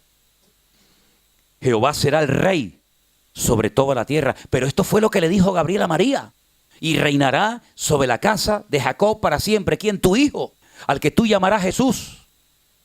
Entonces, si dice que viene Jehová a reinar sobre todas las naciones de la tierra, quiere decir que Jehová es el Señor Jesucristo. Porque si el ángel Gabriel le dijo a María que tu hijo, que tú lo vas a parir, va a ser el rey sobre todas las naciones de la tierra y será el rey sobre la casa de Jacob. Y ahora dice Zacarías que Jehová viene como rey para reinar sobre toda la tierra. Quiere decir que ese Jehová es el Señor Jesucristo, ¿sí o no? Por eso cuando el Señor Jesucristo le dijo a sus discípulos, le dijo a los judíos, si ustedes verdaderamente fueran hijos de Abraham, ¿ustedes creerían en mí? Porque Abraham me vio a mí. Yo hablé con Abraham, él conoció mis días, él vio mi vida y se gozó. Y le dicen, que Abraham te vio a ti. ¿Pero cómo te va a ver Abraham a ti? Si tú no tienes ni 40 años. Y le dice, es que yo soy antes de Abraham. Y le dicen, tú eres del diablo. Y el Señor le dijo, no, vosotros sois de vuestro padre el diablo. Yo soy mucho antes de Abraham, yo soy antes de Adán y Eva, yo soy antes de todo lo que existía. Porque yo soy el Dios eterno, el Emmanuel, el Dios humanado, el Dios que se hizo carne y habitó entre nosotros y vimos su gloria, gloria como del unigénito del Padre. Entonces fíjate qué tremendo, porque más adelante, aunque todo el capítulo no tiene desperdicio, pero dice, versículo por ejemplo 12, esta será la plaga con la que Jehová herirá a todos los pueblos que pelearon contra Jerusalén. La carne de ellos se corromperá estando ellos sobre sus pies. Se consumirán las cuencas en sus ojos, las cuencas sus ojos, y la lengua se les va a deshacer en su boca. Qué muerte más terrible, ¿no? Acontecerá en aquel día que habrá entre ellos gran pánico enviado por Dios. Trabará cada uno de su mano a su compañero y levantará su mano contra la mano de su compañero. También dice que los mulos, los caballos, los camellos, versículo 15, también morirán de esta manera. Y los que sobrevivieren de las naciones, los que vinieron contra Jerusalén, tendrán que subir de año en año para adorar al Rey, a Jehová de los ejércitos, y celebrar la fiesta de los tabernáculos. Y acontecerá que los de las familias de la tierra que no quieran subir a Jerusalén para adorar al Rey, Jehová de los ejércitos, no vendrá sobre ellos lluvia. ¿Qué pasó el día 7 de octubre? Porque dice que cuando el Señor venga, los que se salvaron, que se quedaron en la tierra, que sobrevivieron de la batalla de Armagedón, etcétera, etcétera, tendrán que subir todos los años a Jerusalén a celebrar la fiesta de los tabernáculos y a darle honra y gloria y culto al Señor. Y el que no suba ese año sobre ese país no cae ni una gota de agua ni de rocío. ¿Qué pasó el año pasado, el 7 de octubre? Era esta fiesta, la fiesta de los tabernáculos. Era la fiesta de Sucot, era el último y gran día de la fiesta. Agarren esto que es muy importante. El día 7 de octubre del año pasado se estaba celebrando la Simchat Torah. El último día de la fiesta es cuando se dice, ya hemos hecho la lectura de toda la Torah durante un año. Empieza en ese día y al año siguiente ya hemos leído Génesis, Éxodo, Levítico, Número y Deuteronomio. Y se celebra la fiesta de la alegría de la Biblia, la Simchat Torah, la alegría de la ley, de la ley de Moisés. Entonces se cogen los rollos de la ley, se sacan por la ciudad, la gente los toca, los besa, lloran, se emocionan. Y es una fiesta de una alegría tremenda. ¿Y a dónde se fueron los que leen la Torá y los que son creyentes en el Antiguo Testamento? Se fueron a la plaza de Düsseldorf, en la ciudad de Tel Aviv. Y vinieron judíos de todas partes del mundo a celebrar la Simchat Torah, la fiesta más alegre del año. Y vino una señora de Alemania y quería ir a la plaza de Düsseldorf porque allí montan como una especie de plataforma los judíos y allí oran y allí le dan gracias al Señor por su palabra. Bueno, ellos siguen el Antiguo Testamento, pero bueno, hay que respetar, ¿no? Y allí estaban y de repente apareció una turba de judíos, muchos de ellos con la banderita de 7 colores. interrumpieron el acto y dijeron: no, aquí no se viene a orar ni a leer la Biblia. Esta es una ciudad laica. Y aquí no le vamos a permitir a ustedes, los religiosos, que vengan aquí a orar a Dios de Abraham, de Isaac y de Jacob. Aquí no vamos a permitirle eso. Y esta señora que vino a Alemania dijo: nunca creí que en mi país, gente de mi país, me atacara y me prohibiera leer la Biblia en público y orar. Eso fue una semana antes del ataque del 7 de octubre. Una semana después, esos que interrumpieron el acto de oración y de lectura bíblica en la plaza de Düsseldorf, en Tel Aviv, habían llenado toda la plaza con las fotografías y con las velas de todos los que habían matado en los kibbutz del sur. Qué paradojas tiene la vida, ¿no? ¿Te molesta que se lea la Biblia en público? ¿Te molesta que se ora? ¿Tienes que interrumpir un acto de tu gente, de tu pueblo, de tu cultura? Pues a la semana siguiente estaban recordando a los que habían fallecido en ese lugar. Qué tremendo, ¿no? Qué triste, ¿no? Qué triste. Cuando yo en diciembre del año pasado decidí irme, la guerra había empezado en octubre, yo decidí irme en diciembre a ver cómo estaba aquello, y mi objetivo era irme al sur, pero lo más posible al sur, para hablar con soldados, para hablar con gente que había perdido hijos, padres, sobrinos, nietos, y me fui por todos los kibbutz. Contactamos con un soldado que estaba en Gaza peleando y vino y nos recogió a través de un pastor, hicimos el contacto y fuimos visitando kibbutz por kibbutz, fui entrando a las habitaciones, vi, bueno, cosas tremendas. Me llevaron a una explanada donde había miles de coches, todos los que estaban en la famosa fiesta de Nova. Todavía estaban sacando los restos, llenando bolsas de plástico de dientes, de cabezas, de ojos, de troncos, de manos, de cantidad de cosas, y allí estábamos nosotros viendo todo aquel panorama. Y resulta que en una gasolinera paramos a poner gasolina al coche y me encuentro a un muchacho, me acerco a él y entonces él me dice: hablas español, ¿de dónde eres? Y empezamos a hablar. Él había ido a las Islas Canarias a hacer un reportaje del volcán que tuvimos no hace mucho tiempo en la isla de La Palma, conocía muy bien aquello. Entonces empecé a hablarle, él era periodista, se iba al sur a hacer un reportaje. Y le dije: oye, te quiero hacer una pregunta, si no quieres no me la respondas. ¿Es verdad que todos o casi todos los habitantes de los kibbutz, esas granjas comunitarias que fueron atacadas, son ateos? ¿Es verdad? Me dice: más del 85% de los que vivimos en los kibbutz no queremos saber nada de religión, ni de Biblia, ni de Dios, ni de nada. Él me dio sus motivos. Se extrañó de que le hiciera ese tipo de preguntas. ¿Cuántas sinagogas quemaron en el sur? ¿Cuántos rollos de la Biblia quemaron en los kibbutz del sur? Ni uno, porque eran la mayoría ateos. ¿Saben a lo que se dedicaban los que vivían en esos kibbutz? A ayudar a los palestinos, a los primos, como yo les llamo, llevándolos a hospitales, dándoles escuela. Uno de ellos hizo todo un sistema de regadío con unas tuberías tremendas para que pudieran tener agua potable. Las escarbaron, las sacaron y las convirtieron en cohetes, las convirtieron en misiles.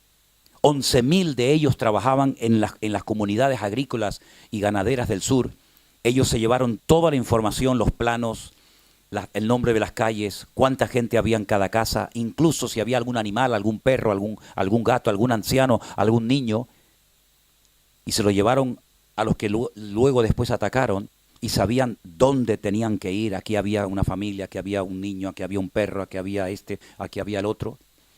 Es decir, fue algo realmente terrible, pero esto es simplemente un botón de muestra de cómo el país más protegido de la tierra, con el sistema más sofisticado tecnológicamente hablando de seguridad, fue atacado y fue humillado en unas pocas horas. Y 3.000 de esas personas se metieron dentro de Israel. Y déjeme que le diga algo.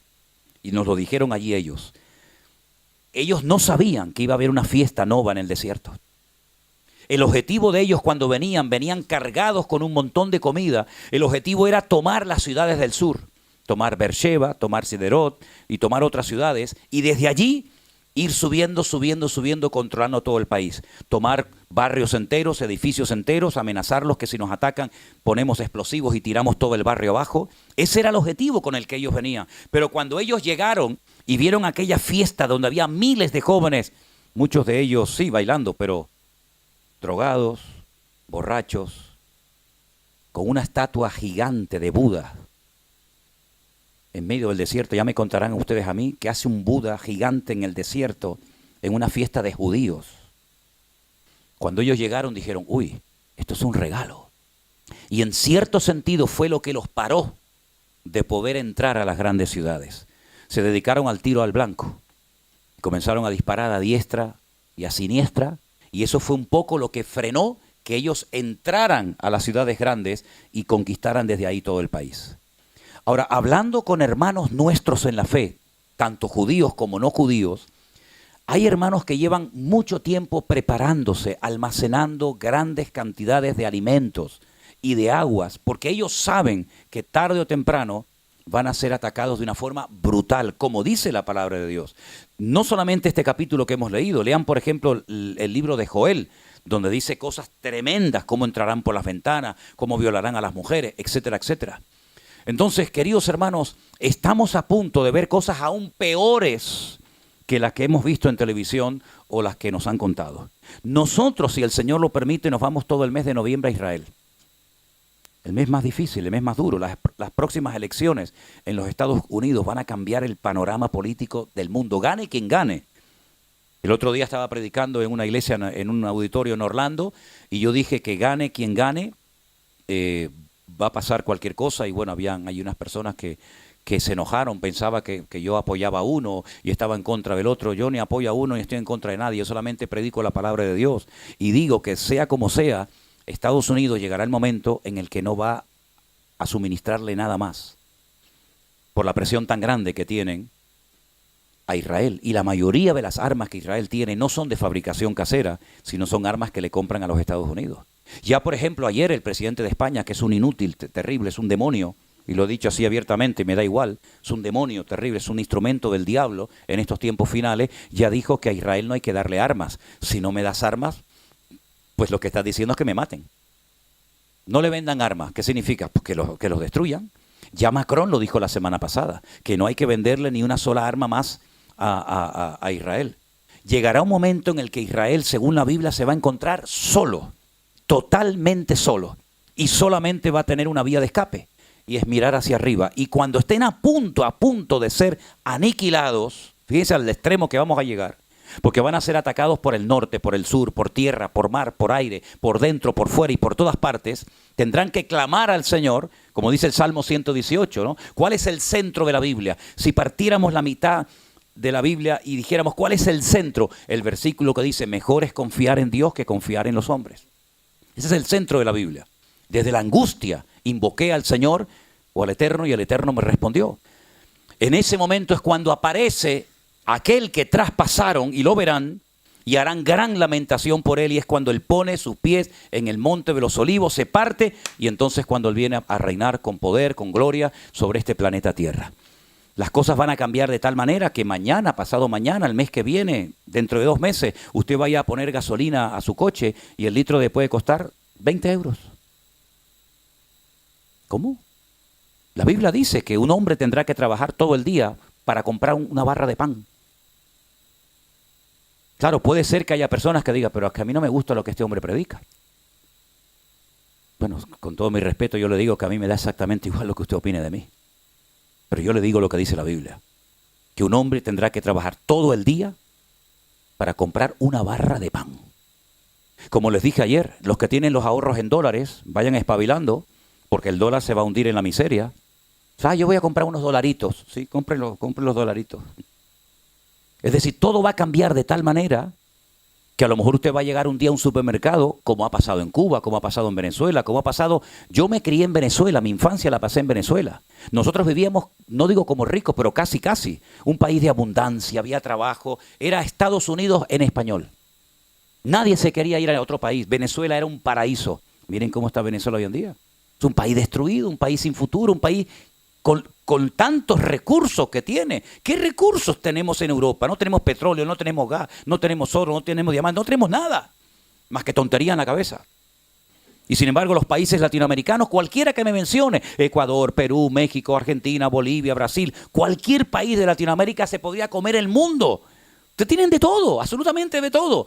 ¿Y cómo es posible que países tan ricos, tan hermosos, No me digan a mí que los países latinoamericanos no son hermosos. Las mejores playas, las mejores montañas, los mejores desiertos, los mejores valles. Es increíble. La gastronomía, caramba. Cuando voy a Estados Unidos digo, déjate hamburguesas y de porquería de eso y dame una comida de un cubano, de un argentino, de un chileno, de un peruano. ¿Cómo es posible que esos países tan ricos, con tanta abundancia, estén tan mal como están? Estuve hace 2 años en Colombia y de verdad que me dio pena ver cómo va Colombia deteriorándose de una forma tremenda. Y Ecuador, lo que era Ecuador, país tan bonito que me encantó cuando estuve no hace mucho tiempo por allí, por Quito, por Manta. País peligroso, un país que la gente le da. El día que yo estaba bautizando en Manta a una familia, 2 cuadras más allá se oyen tiros. Y mataron a la íntima amiga de una muchacha que yo estaba bautizando, una chica joven, porque estaba en la habitación de un hotel con el que organizaba Miss Ecuador. Y entraron a un ajuste de cuenta y lo tirotearon a él y a la muchacha que estaba en el momento equivocado con la persona equivocada. Es decir, habrá un momento que el único refugio seguro es Dios. Y como dije ayer, Bélgica es la cabeza de la serpiente. Aquí se fragua todo. Aquí se fragua todo. Cuando a mí me llevaron un día al Parlamento Europeo, yo me miraba en mi mente, digo, aquí algún día vendrá el anticristo. Ya tenemos todo. Europa, que fue un continente que se ha enfrentado 2 veces en 2 guerras mundiales brutales, donde han muerto millones y millones de personas. Hoy en día se sientan juntos, comen juntos. Yo me acuerdo cuando viajamos por Europa, en un país era el franco, el otro era la lira, en otro era no sé qué. Hoy en día ya no hay ni fronteras, que para mí me parece algo terrible, que no haya fronteras, porque eso está bien para los buenos, pero también está muy bien para los malos. No hay control, esto es un relajo, donde hoy en día vas a la calle y casi te da miedo dar una opinión contraria a la de la multitud, porque te pueden insultar, te pueden acuchillar, te pueden apedrear, y no les cuento nada la presión tan grande que tendrán estas criaturas, estos niños, en las escuelas hoy en día, cuando le están enseñando todo lo contrario a lo que nosotros creemos, vivimos y practicamos, donde le están enseñando que lo malo es bueno y lo bueno es malo, y donde le están enseñando que todo lo contrario a la palabra de Dios. Por eso, en el momento en el que usted pueda hacer una buena compra de comida, hágala, hermanita. Que no pasa nada, ahí tiene la comida, no pasa nada. Pero si un día usted va al supermercado y no hay comida, dicen hace ya muchos años que Europa va a sufrir un apagón de corriente eléctrica brutal, porque estamos abusando tanto de la electricidad que llegará un momento que se va a colapsar el sistema en toda Europa. Si no hay electricidad, no puede subir en ascensor. Las bombas que generan el agua para subirla a donde usted vive no van a subir agua. Hermanos, no es cuestión de tener miedo, es cuestión de ser prudentes, porque déjeme que le diga algo y ahora voy a dar lugar por si hay alguna pregunta, ¿sí? Miren, escuchen una cosa. El Señor le dijo a Noé, prepárate, va a pasar esto y esto. Noé podía haber dicho, bueno, Noé se preparó, pero una pregunta, ¿quién metió la comida dentro del arca? ¿Fueron los ángeles? ¿Fue Dios el que la preparó? Dios le da la palabra a su siervo.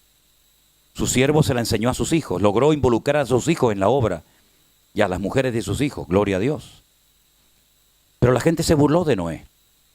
Pero cuando llegó el diluvio, Noé no pasó hambre, Noé no pasó frío, Noé no pasó sed, porque él estaba perfectamente preparado.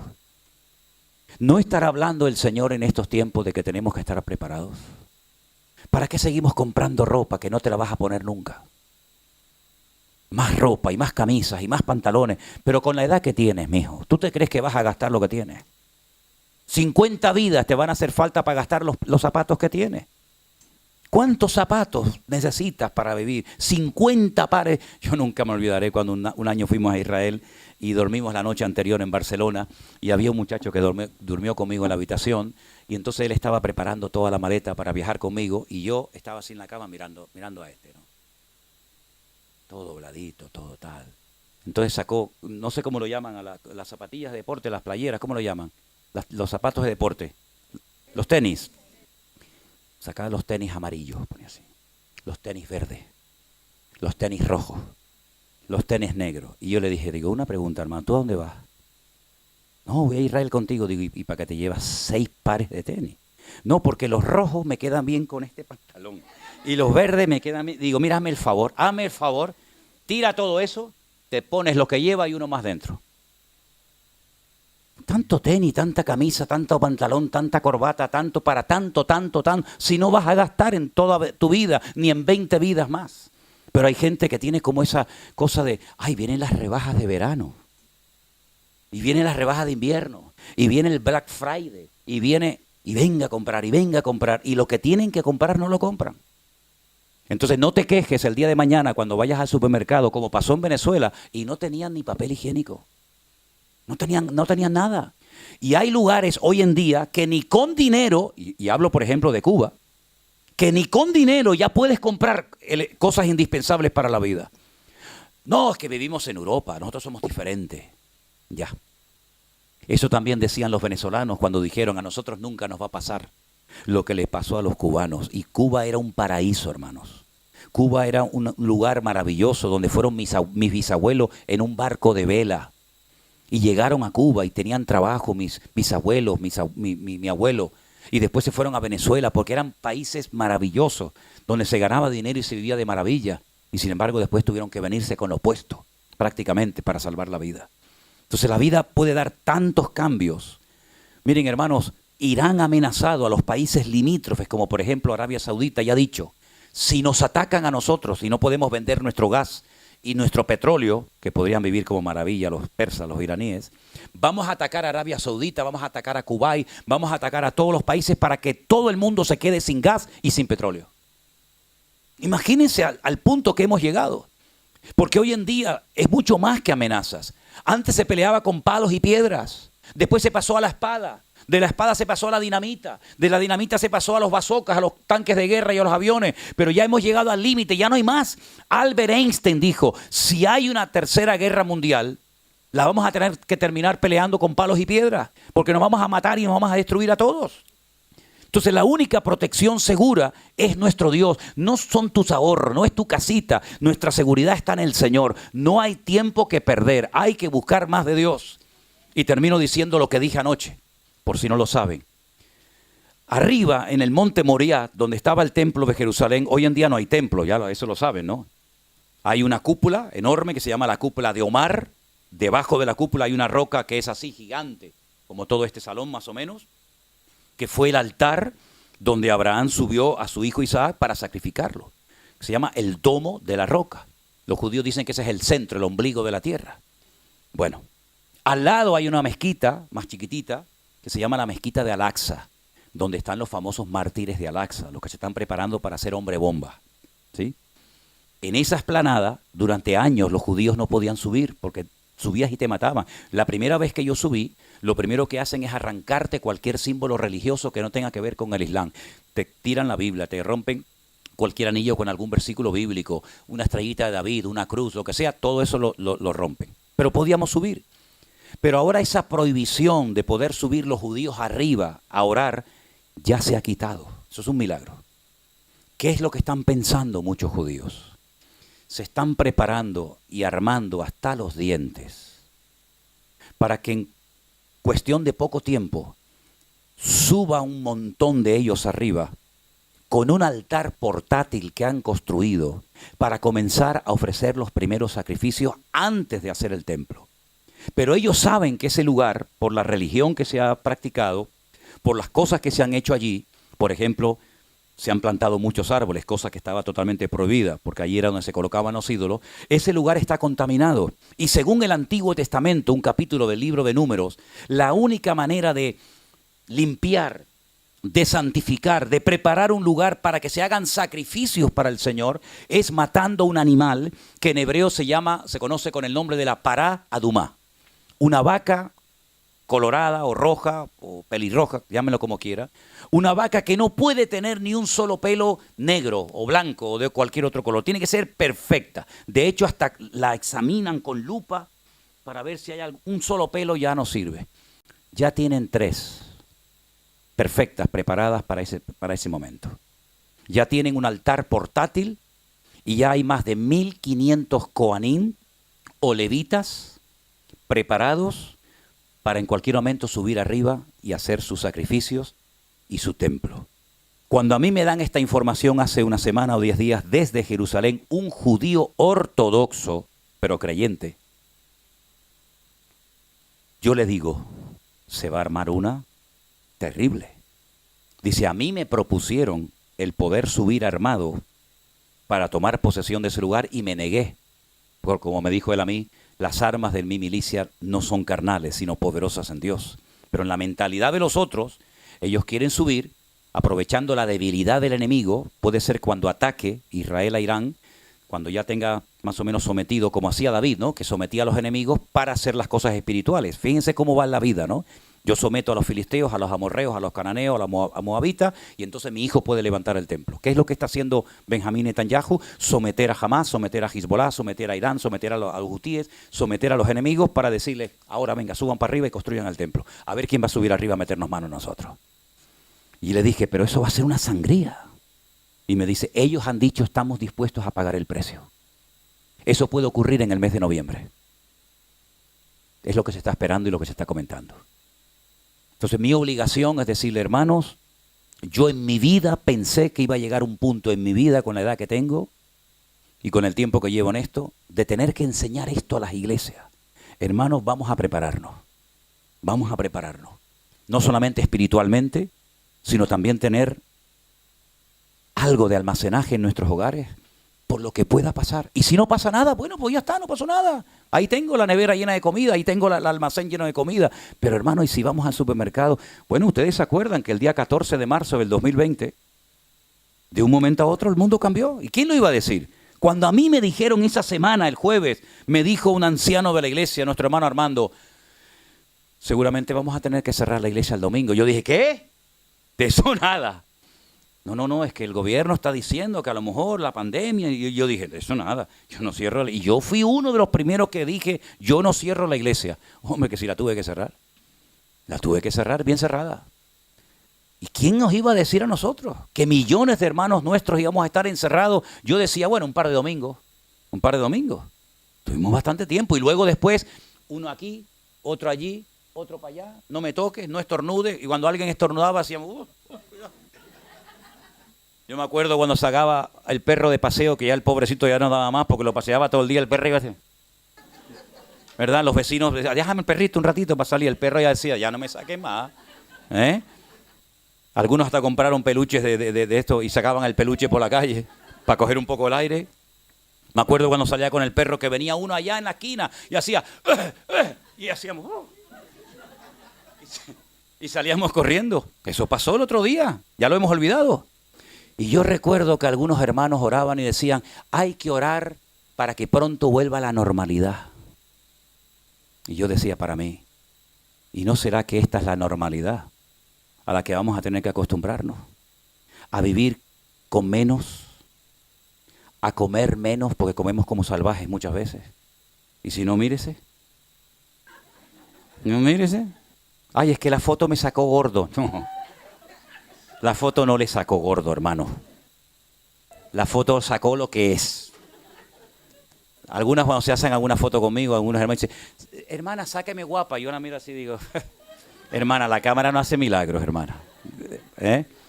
Entonces, hermanos, estamos viviendo tiempos peligrosos, tiempos difíciles, tiempos donde cualquier cosa puede ocurrir en cualquier momento. Y creo que mi deber como creyente es advertirles de que las cosas no van a mejorar. ¿Qué más quisiera yo? El Señor dijo que por haberse multiplicado la maldad, el amor de muchos se enfriará. Porque va a haber muchos cristianos que no fueron hombres de oración, que no fueron hombres de palabra, que no fueron personas consagradas, que no van a aguantar la presión. No la van a aguantar. Va a haber momentos en Europa que te van a decir, ¿usted qué religión practica? Soy cristiano, aquí no pueden trabajar cristianos. Ya está pasando en algunos países, En algunas universidades ya estén preguntando, y hablo de Estados Unidos, no hablo de Burundi, hablo de un país como Estados Unidos, el país de la libertad, que ya te están preguntando cuando vas a Yale, a universidades importantes, ¿qué religión practicas? Y depende de la religión que practiques, depende de cuáles sean tus creencias, puedes o no estudiar en esa universidad, aunque tengas que pagar miles y miles de dólares por estudiar en ella.